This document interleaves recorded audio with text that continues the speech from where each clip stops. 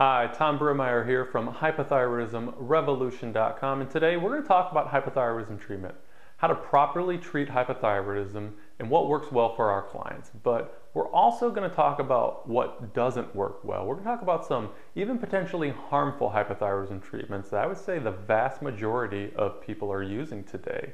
And it really stems around the idea that people want this quick fix solution. They want to pop a pill and solve their thyroid issues. But unfortunately, it doesn't work that way. You're not hypothyroid because you're deficient in pills. You're hypothyroid because there's physiologically a dysfunction within your body that you need to correct. And the whole idea of simply popping a pill to correct dysfunction is just not, it's not valid. It does not work that way.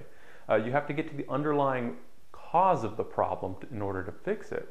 So let's get right into it. The first potentially harmful hypothyroidism treatment out there is iodine supplementation. So what's the problem with iodine supplementation? Well, we know that iodine deficiency is a cause of hypothyroidism. It is a cause of goiter, but is that really an issue today? And the answer is no. It used to be an issue, it used to be much more prevalent, especially in more mountainous regions because, where you have soil that's deficient in iodine. So people were eating foods grown in iodine deficient soil, so they weren't getting enough iodine in their diet. Plus, overall, their diets were relatively poor. Now, today we have industrialized farming practices. We have plenty of iodine in our soil. We have plenty of iodine in the foods that we eat. The government's even putting iodine in salt, in breads, and in all of these foods that people are eating every single day just to make sure that you don't become deficient in iodine. So, the FDA recommends 150 micrograms per day. That's what the maximum healthy dosage that they recommend. Now, if you look online, if you look anywhere, even natural health practitioners are all recommending and oftentimes large doses of iodine in order to help people overcome hypothyroidism. But we're talking about milligrams. A milligram is 1,000 micrograms. So people are getting thousands and thousands of times the daily recommended amounts. And not only is this just not useful, it's harmful. There is what's called iodine toxicity. When you get too much iodine, it not only becomes toxic to your thyroid and helps and starts to shut your thyroid down, making you more hypothyroid, but it really negatively affects your overall health. I mean, this is something that is quite harmful. So you have to be very careful. I do not recommend iodine supplementation. I don't recommend going out and trying the latest and greatest supplement or pill that somebody puts out because it's supposed to help. We really need to get to the underlying cause. The next topic we're going to talk about, potentially harmful treatment for hypothyroidism, are T4 only medications. So what is the problem with T4 only medications and why are they potentially harmful?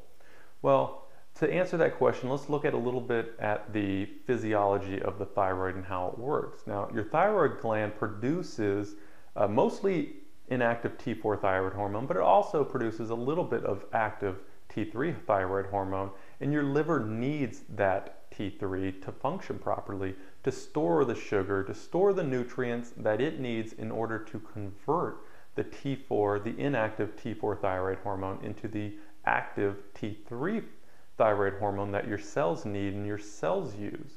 So as you become hypothyroid to begin with, your liver automatically, it's very common to develop liver dysfunction. And your liver's not storing these nutrients, and all we're doing is just adding more and more inactive T4 thyroid hormone that your body, that your liver can't convert into the active form.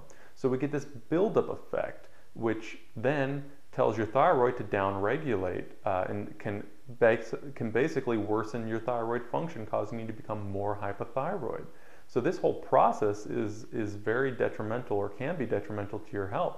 So you really have to focus on liver health, on correcting the underlying dysfunction, correcting the underlying physiology so that this entire chain of events can happen properly. So now that we discussed two of these potentially harmful common hypothyroidism treatment options, let's talk about what really does work. So how do you properly treat hypothyroidism?